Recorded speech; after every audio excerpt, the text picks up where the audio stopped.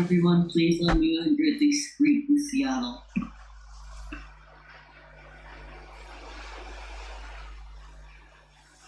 Hello, Venerable Sir. Hello, Venerable Sir. Nice. Hello, everybody. So let's get to our meditation right away. Let's sit in a comfortable meditation posture.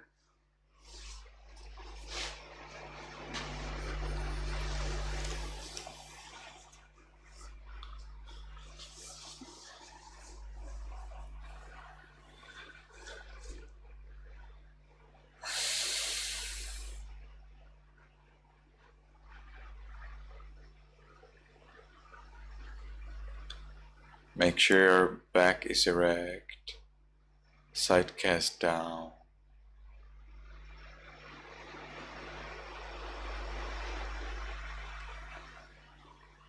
And we can gently, lovingly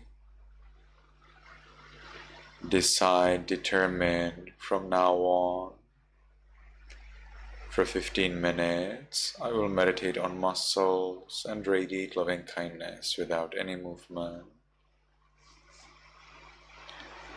From now on, for 15 minutes, I will meditate on muscles and radiate loving kindness without any movement. From now on, for 15 minutes, I will meditate on muscles and radiate loving kindness without any movement.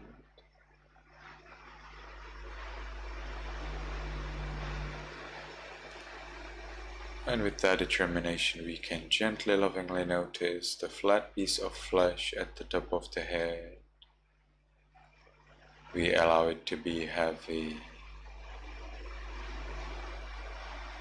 and changing. Heaviness here represents the element of earth. We are supposed to observe 4 elements in the body: earth, water, fire, air. Earth is represented by hardness and heaviness, water by fluidity, fire by temperature, air by movement. Now, muscles and flesh are predominantly heavy and hard. That's why we observe heaviness. We also are supposed to observe the 3 characteristics: impermanence, unsatisfactoriness, not self. And we start by impermanence because that's most evident. So as we accept the flat piece of flesh at the top of the head as heavy and impermanent, changing, we continue to the other parts of the body and accept that nature there as well. Forehead, eyes, nose, lips, chin, cheeks, ears, back of the head,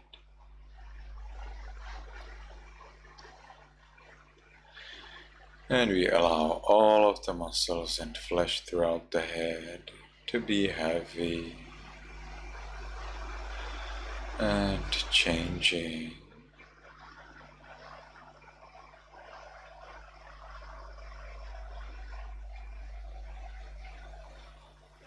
We continue to the neck,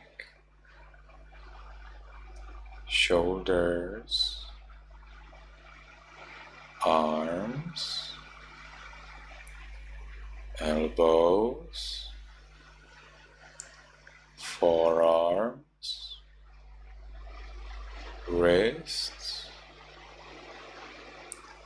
palms, fingers, tips of fingers, chest, abdomen, back,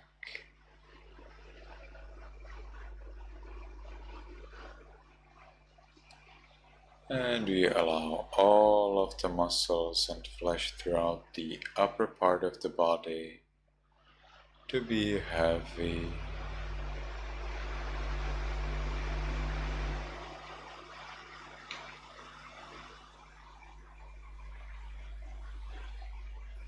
We continue to the buttocks, thighs, knees, calves, heels, soles, toes, tips of toes,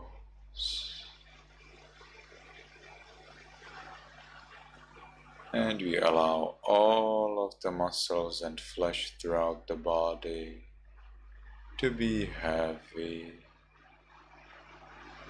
and changing.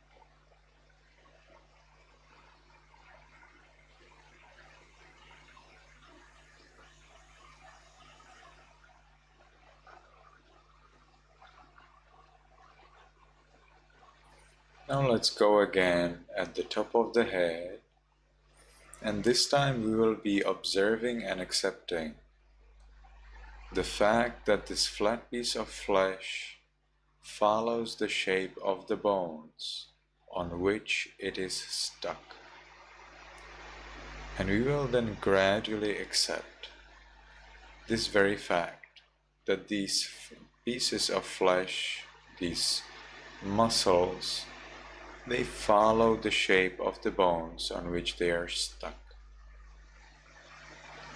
So again, we are at the top of the head, and we allow the flat piece of flesh there to be the way it is.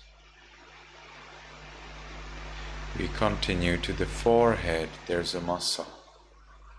And again we consider not only the muscle, but also the bone, in this case the skull, on which it is stuck.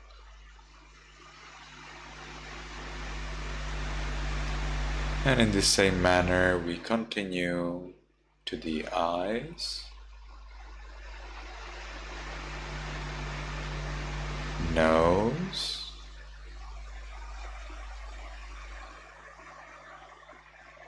lips,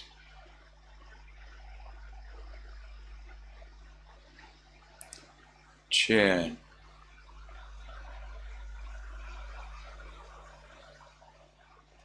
cheeks,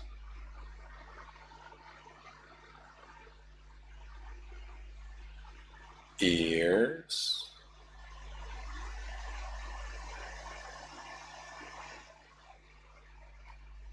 back of the head,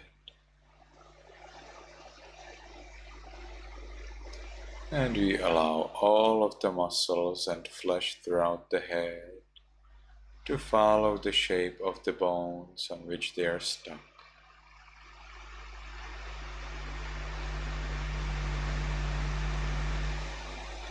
We continue to the neck, shoulders, arms, elbows, forearms,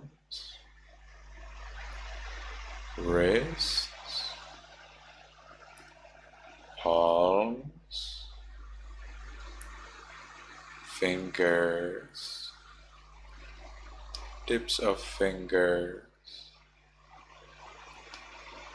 chest, abdomen, back,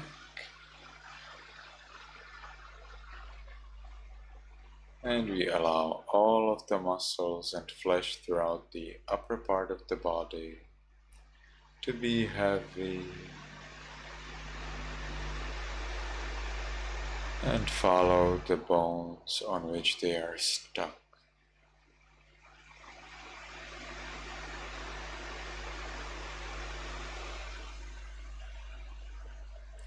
We continue to the buttocks,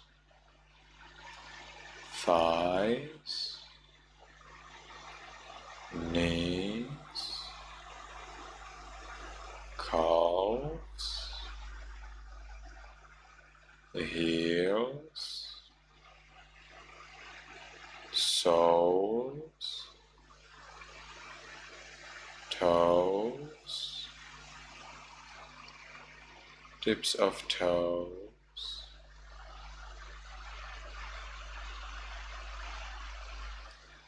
and we allow all of the muscles and flesh throughout the body to be heavy,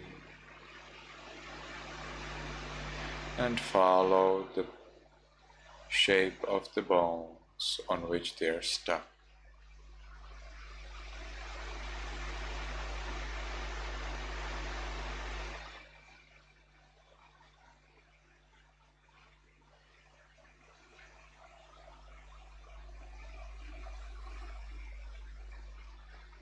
And as we allow this body to be the way it is, we give it freedom.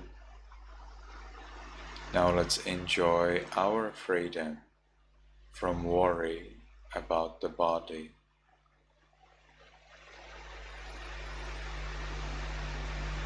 We enjoy that peace of letting go.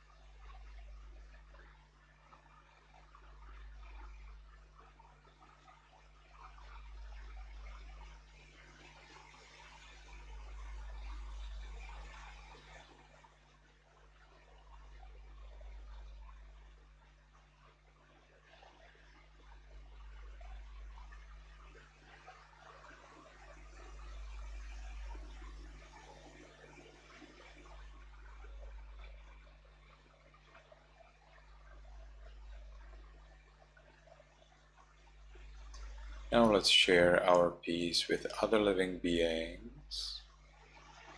We can start in our room.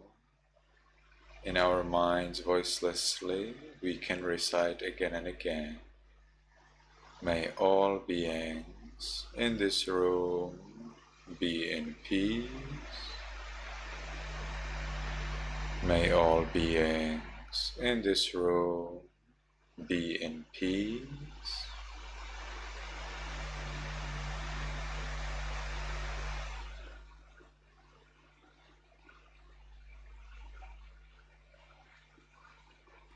And we gradually expand our thoughts of loving kindness.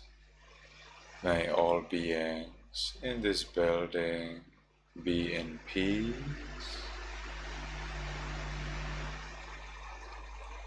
May all beings in this city or village be in peace.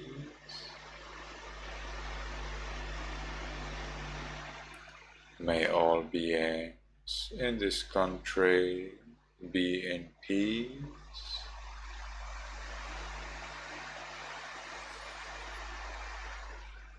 May all beings on this continent be in peace.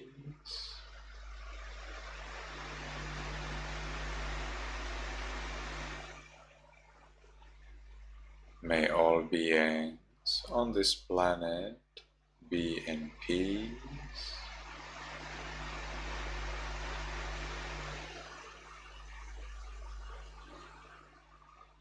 May all beings, including me, be in peace.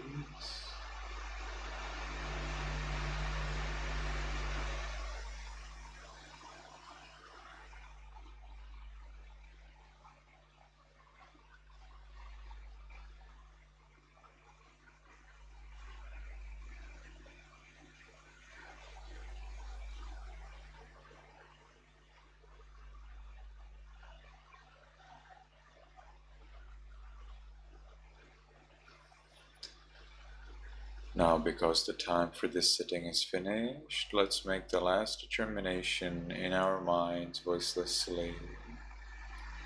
From now on, I will always be mindful and shine with loving kindness. From now on, I will always be mindful and shine with loving kindness. From now on, I will always be mindful and shine with loving kindness.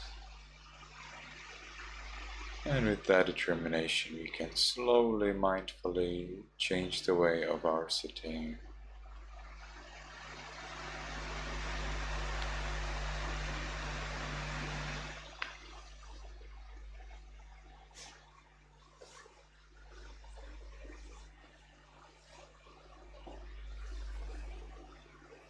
And when we have changed the way of our sitting, we can take one more minute, during which we will not move at all and enjoy the peace in our minds.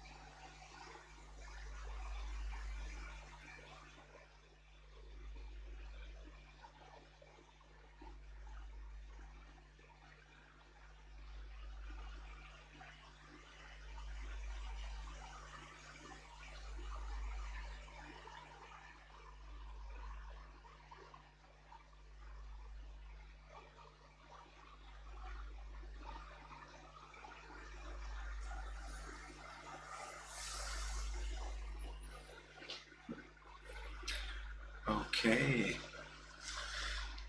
so let's move on to our recitation. Today we will be again reciting in the Burmese pronunciation.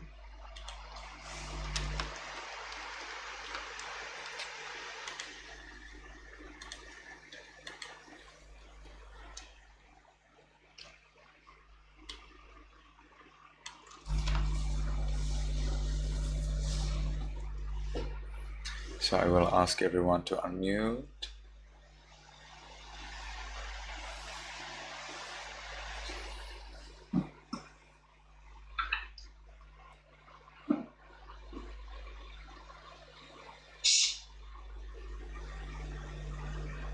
Thank you.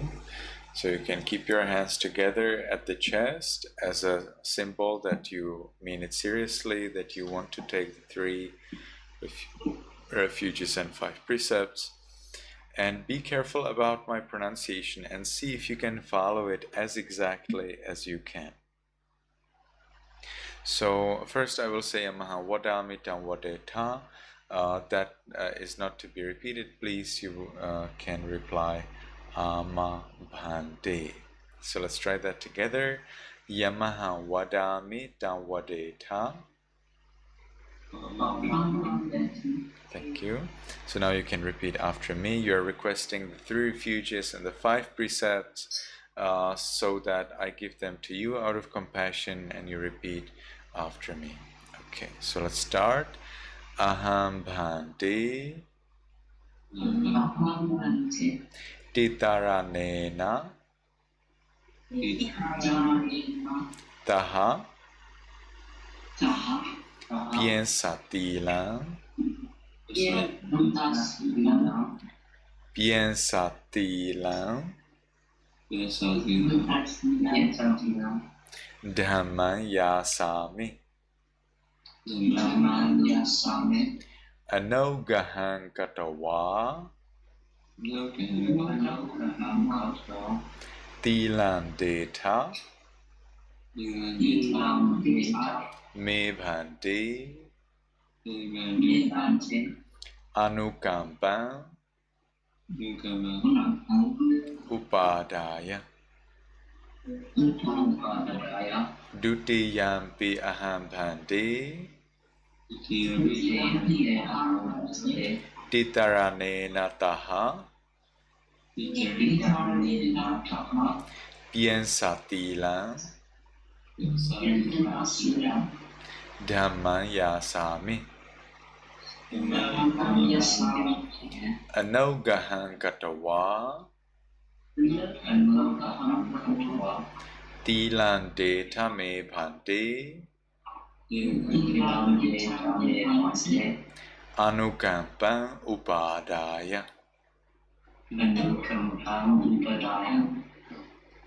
tatiyampi aham bhante titaranena taha piensatilan dhamman yasami anogahan katawa tilan deta me bhante anukampan upadaya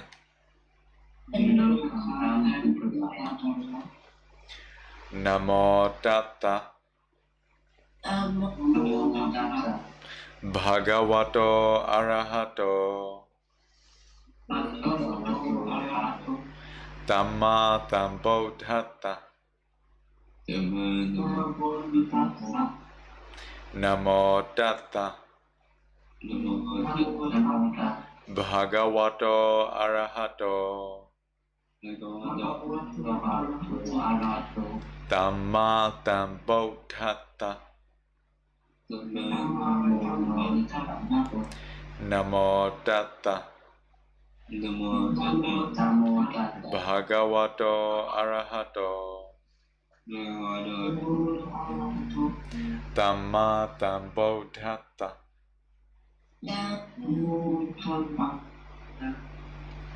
Bodhan taranang gissami dhamman taranang gissami sanghan taranang gissami dutiyampi bodhan taranang gissami dutiyampi dhamman taranang gissami dutiyampi sanghan taranang gissami tatiyampi bodhan taranang gissami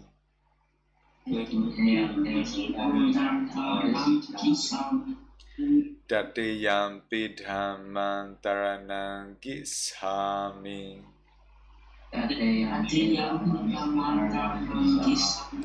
Tatiyampi tanghan taranang gishami.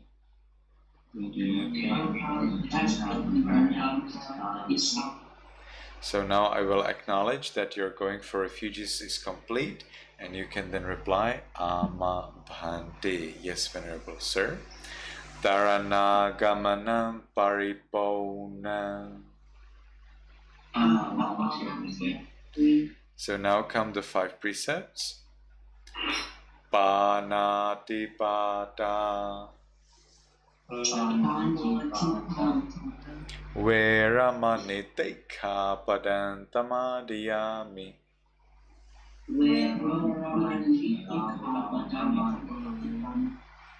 Adena dana. Veramanitikha padantamadiyami.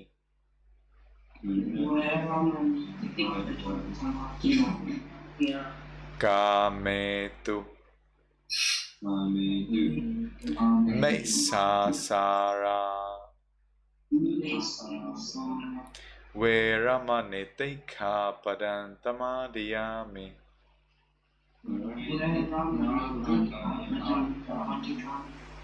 Mutawada. Veramanitikha padantamadiyami.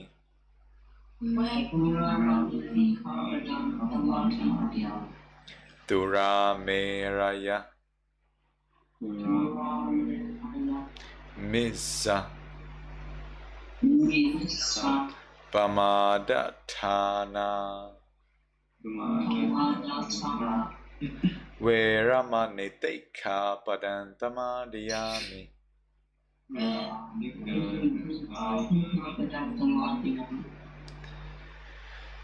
So now I will encourage you to follow and protect the 3 refuges and the 5 precepts, and be mindful, make mindful effort, and you can then reply Ama Bhante if you agree with that. So let's try that together. Ditranena tadhain piensa tilan dhamman tadukan turakhitan katawa appamadena tampadetham. So now I will wish you to be happy, healthy, and attain Nibbana. And if you like that, you can say Tadhu, Tadhu, Tadhu, which is the Burmese pronunciation of Sadhu, Sadhu, Sadhu. So let's try that together. May you be happy, may you be healthy, and may you soon attain the eternal bliss of Nibbana. Sadhu, sadhu, sadhu. Very well. So this time we were reciting in Burmese pronunciation. I think everybody has seen the table of the differences between the Burmese and the Burmese and the Sri Lankan pronunciation. Have you seen it? Who has seen it? Please raise your hand. Shri has seen it. Yaza and Max. Okay, Jake. Pure, have you seen it? It's in the Viber group. Do you have access to our Viber group? Yeah. So please check it out. It's there. I've uploaded it. It's a colorful table, so you can review that based on your experience. Shuri, have you seen the table? Are you here with us? Yes. Yes, you have seen it.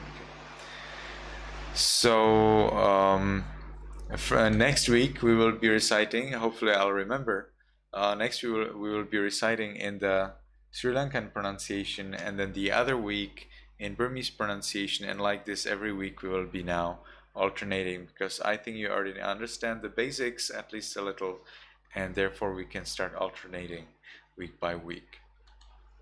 Nice. I think we are doing now pretty well with time. Previously we were meditating 20 minutes, right? Then we were meditating 10 minutes, and now we are meditating 15 minutes. So I think I will gradually create some kind of system and structure in the lecture. You know, I've been teaching classes like this for about 2 years, 2.5 years. So I'm gradually gaining the kind of, how to say, grip. And I think after some time, maybe after a year or two, we might have a really nice, excellent structure. But please give me some time before I come to that level. So at this moment, we are pretty lucky. We have some time, and I would like to encourage you all to share with me your 2 sentences from chapter 13 of the Teenage Brain. And if you already have read them to us, it doesn't matter. Please read them for us again. I will also read for you my 2 selected sentences. But I will keep myself as the last person, and I would like to invite you to come before me. So can I ask Yaza, please, to read for us yours?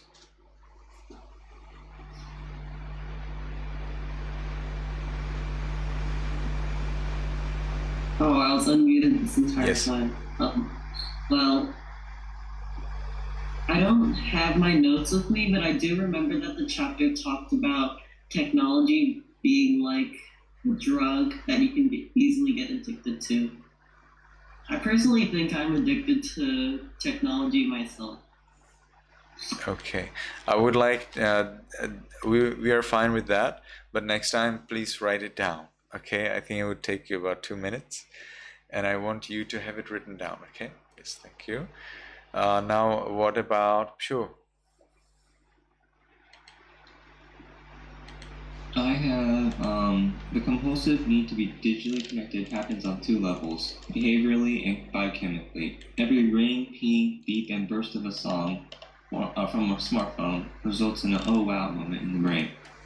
When the new text message is posted or post is opened, the discovery is like a digital gift. It releases a pleasurable rush of dopamine in the brain. Okay, thank you very much.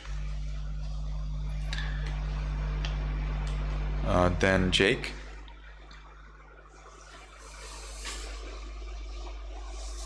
Children from over 6 different countries describe going without any forms of media for 24 hours as torture. They describe the symptoms as similar to alcohol or drug withdrawal. Yes, that was definitely a very interesting thing. And then Max.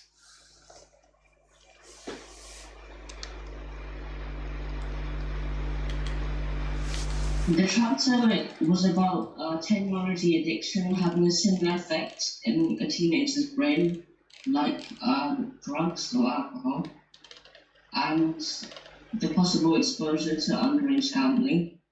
But it's not that bad if you do it moderately. Okay, thank you. Timo.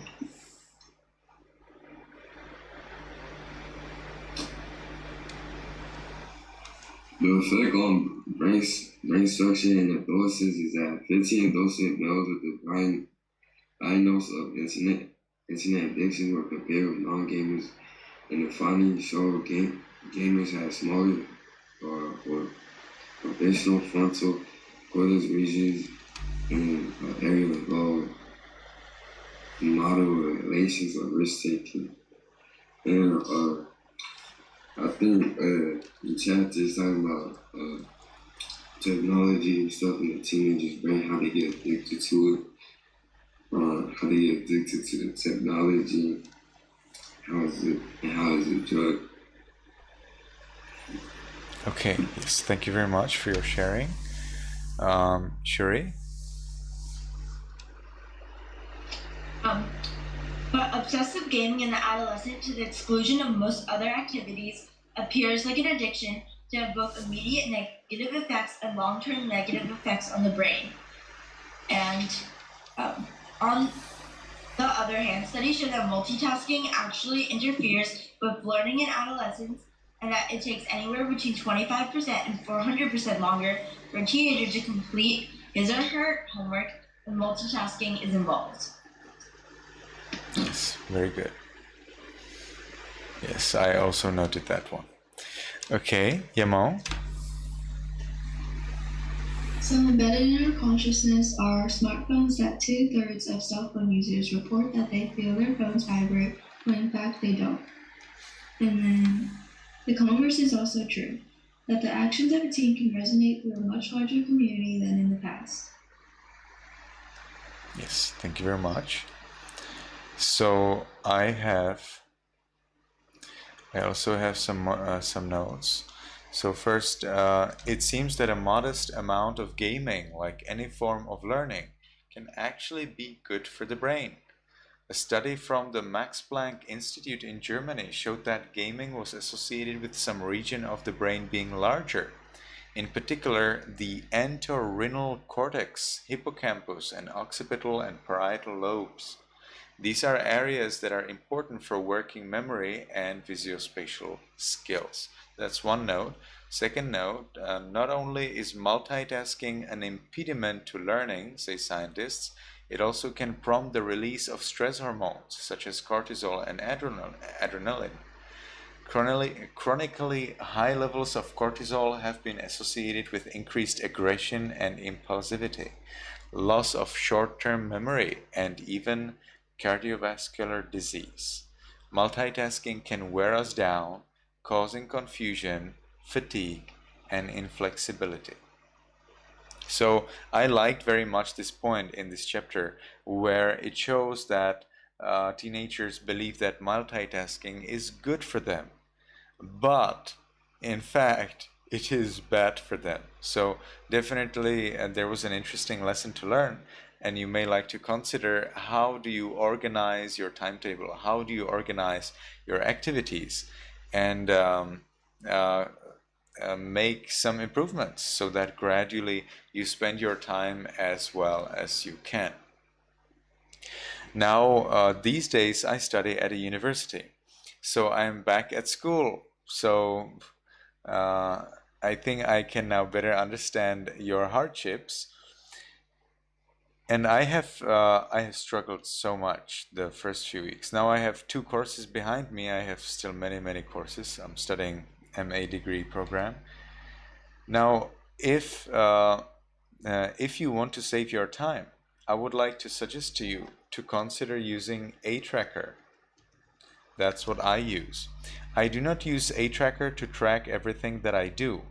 I use it to track my reading, because we have so much of reading for the university. It's so much, and we have to read quite a lot of pages, and we have to remember what's in those pages, and when we are answering the quizzes, and we have to do assignments based on that what we read in those pages. So we have to read pretty carefully, and still it's a lot of pages. It could be sometimes even like 150 pages in a week as the basic reading, plus a lot of additional reading.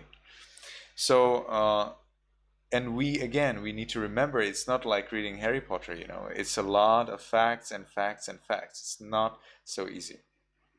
So for me, my reading takes a long time, but what I have found out that as I'm reading, sometimes I'm thinking, or I'm trying, or I get some idea. Oh, this is a word, I want to research that. Oh, that's another thing. Or, oh, I forgot to do this, I forgot to do that. My mind is trying to take me away from the learning because it is uncomfortable for me. So there is this thing called Pomodoro. Probably you have already heard of that. It's famous. Pomodoro is a technique that I don't like because it doesn't work for me. Because I just don't like to cut off my concentration. And it has been found that if you cut off your concentration, you actually lose time. And Pomodoro would be losing my concentration because my concentration doesn't work in 20 minutes. It works in 45 or 1 hour, or 45 or 60 minutes chunks.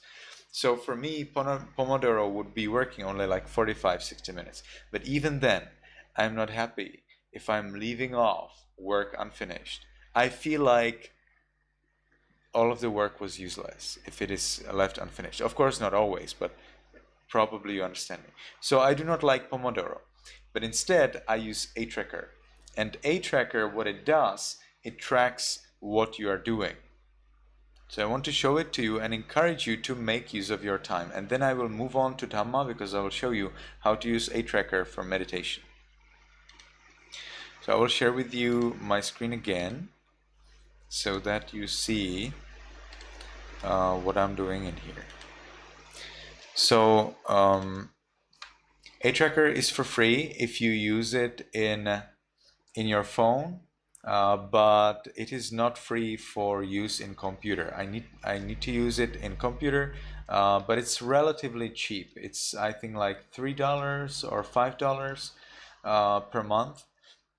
So it's not so bad, and it literally saved me. It literally saved me from failing at the course. I did pass it nicely, but at one point I really worried that I will fail with a D.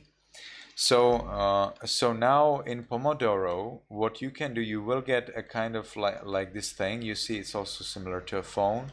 And there I have already created some activities. When you install it first time, of course, you don't have there almost anything. So I have created my activities. I don't know whether you can see it. I'll make it a little bit bigger.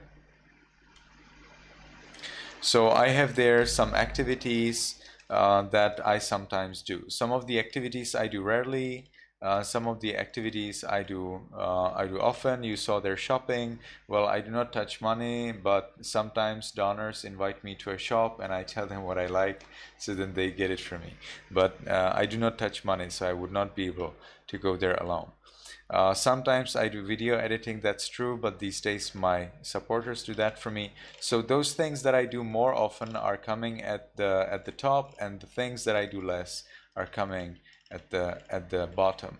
These days I don't have many visitors, that's why it's there. So what you can do, you can actually set up a new task. If you move, you see that here's some editing button. So then I can actually add a new task here by this blue button, by the blue plus button, and I can name a task. For example, what could it be? Whatever, shower, or let's say reading stories. And then I can choose an icon. So here's a huge selection of icons that I can choose from. That will take you hours to choose icons, so be careful. You may like to choose something simple so that you don't waste too much time. It's so wonderful, you know, choosing all these tiny little pictures and having and being happy about the setup. But do not get too much how to say that, lost in this thing. So if I'm talking about reading, then I just need a book. So I will choose a nice book, whatever, this one, and I'm fine with that. I'm not so much, I can recognize colors very well, but I do not like dedicate too much time for color settings. All right, so we are happy with that. Add, and it should appear somewhere here in reading stories. So I can go into the reorganization. That's this little icon you see next to the plus icon. I get the reorganization icon, and then I can just grab it and move it, and I can move it there where it should be. So I have already some reading mentioned here. LU, that's Liberty University, that's the university where I study, but I have here some more reading. Where's that? There is some Dhamma studies. Okay, so I can have it here. And then I can, of course, add some tags and things. I think you will be even more skillful than me in the setup. And then when I start using it, for example, I'll start reading stories, then I'll just click on it. Oops, I need to get out of the setting window. So then when I start to read stories, then I'll just click on it, and that's it. Done. I just have to do the work. When I finish my work, then I click on it again. So then I have here the time when I started, the time when I finished. Now suppose that after some time I want to let's say then I will do something else. So again I click on it, I finished. I don't have to click on that again. I can save my time by immediately clicking on the other activity that I do, and the previous one will unclick. and then I will have both of the things in here, and I have the note in here. Then of course there are all these special things like the graphs, and so I can make I can see there are also graphs, but I don't use them. There are graphs and things, and a lot of fun with that, but I usually don't use it. So this is one thing that I use. It helps me understand how long time I actually spent for the work that I want to do, and how long time I have wasted by doing anything else. So this is how I track my time, but this is just one part. I do two parts because I want to track my reading speed. So I have a table in how do you call it, Google Sheets, and in that table I track my reading speed. So this is a little bit more complicated because, as you can see, I'm using an Excel table for something much more complicated than it is probably meant. So let's continue with this sheet. So I have here a heading, Friday, whatever, and then this is the name of the subject that I'm studying, and here's the page number that I read. This is the time when I start, and I just write the page number, time when I started. This is because I took how to say that, a pause. I stopped for a while, and then again, page number, this is the time I started. Page number, time I started. And again, when you don't see the page number, it means that I took a pause. So after about an hour, 40 minutes, something around that, I usually take a pause. And like this, I take a pause usually after about 1 hour. And then I have a formula. That formula is equals minute, and in brackets these two cells, and then I just copy that formula. So then in the end of the day, I usually read about 6 hours, 4 to 6 hours every day. The main reading, I have still some additional reading which I do not count this way. And then I can nicely count, okay, so I spent 216 minutes with reading, and each page took me in average over 6 minutes. Here I was reading 270 minutes, each page took about 7.5 minutes. Here I read 357 minutes, each page took about 11.9 minutes. So then I can track my average, and I am more enthusiastic to read faster and to lose less time, so that my final average will be better, and I can break my own record. So it depends on you how you like, how your mind works. But my mind works based on challenge. So if something is challenging, I love to do it. If something is easy, I will not do it.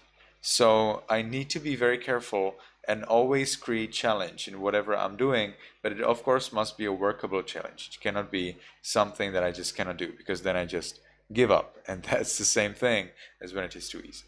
So we always divide our work in some chunks and make some organization so that we can easily follow. And the same thing works for meditation. If you come to my monastery and you say, I want to meditate 8 hours a day, then I will ask you to write your schedule. You have freedom to write your schedule. In my meditation centers, I provide the freedom to my students to make their own schedule.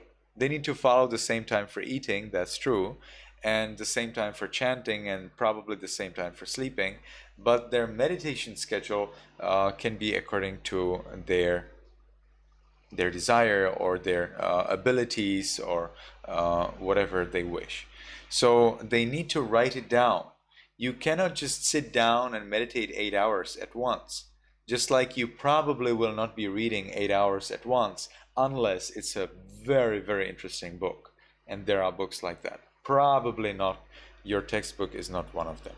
So when you meditate, you divide the meditation time, and you also take some pause between the meditation times. You have noticed that I also take some pause between my reading, but I do not cut off a page and a half, which is the Pomodoro style. It will say, now cut off, now stop whatever you're doing. I just don't like that so much. So I will read my page until the end, even if it means that my reading will be altogether continuously over 1 hour, say 1 hour and 3 minutes. Doesn't matter. I'm happy that I have finished my whatever 6 pages or 10 pages or whatever it is that I've read. And then I take my 5 minutes of walking in my room here and there. And then after my 5 minutes or 10 minutes walking here and there in my room, then I sit down to the computer and continue my reading.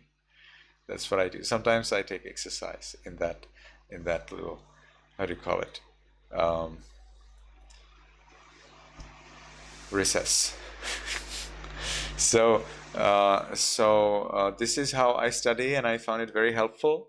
And from a Mark D, I was able to raise it to B before the end of the course. I know that if I do not get late this time, then I may get even A. I was B because I was late. Almost the first half of the course, I was just late for almost everything because I was not able to catch up. I didn't have any system, no schedule, no organization, no habit, nothing. It was just such a shock. Then I created my schedule, I caught up with the students, and I'm happy with what I got. And next time, I'll get better. So I wish that all of you also find your system and incorporate meditation into your system.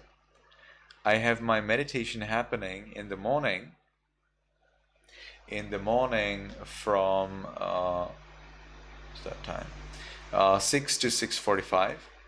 So I always meditate at that time or somewhere around that time, but it is 45 minutes. That's because I teach, so there is no way out of it anyway, because those are meetings with many people who are waiting for me to learn from me meditation. But then I have in the afternoon another session where I meditate alone, on my own, based on my timetable. So there I meditate another 45 minutes. And always whenever I meditate, I measure the time. The measuring of the time makes it clear for me. Well, I have then my kind of like alarm clock, but I don't use alarm. I look at my clock to see what's the time. So I keep my clock a little bit to the side from myself, but in front. And I see the floor in front of myself. So then when I want to see the clock, I just change my angle of vision a little bit to see the clock. And then I change the vision of my eyes right in front of myself again. I can check the clock as many times as I want without any movement of the body at all, except the eyeballs, of course. A little bit, my eyeballs a little bit change. So this is what you can do. You can measure your meditation time. You can measure your reading. You can measure your studying, your homework time. And then you know roughly how much time you spend with school if you work for A. And you will then find out, for example, that you spend with school outside of the school time, let's say 2 hours or 4 hours. I have found out that I need to spend 15 hours with school, at least 4 days a week if I follow 2 courses. So if I follow one, now I'm going to follow one starting from tomorrow. It's 2 days, 30 hours. That's insane. Should not be. I should be spending 15 hours. But I love to study, in addition, and do a little bit more additional research and do my work in the best way I can. And I have the time, so why not? So you can also consider using a tracker, using a schedule, table like this, and find out what would be the system that works for you so that you spend your time in the best way you can and be successful the best way you can. All right, so that's all from me for today. I would like to suggest that you all read chapter 14. I've already actually read it so that I'm not stressed next week if I cannot make it. So I'm ready, and I think that the chapter 14 is a treasure. I think it's actually one of my favorite chapters. So I would like to encourage you to read chapter 14 very well. And again, write your favorite sentences, or if you don't want to copy, you have some ideas about that, write them please down. And that's it. Thank you everyone for coming. May you be happy, may you be healthy, and may you be successful in everything you do. Everybody, please unmute and say goodbye. Yado. Hi, Venerable Sir. Goodbye, Venerable Sir.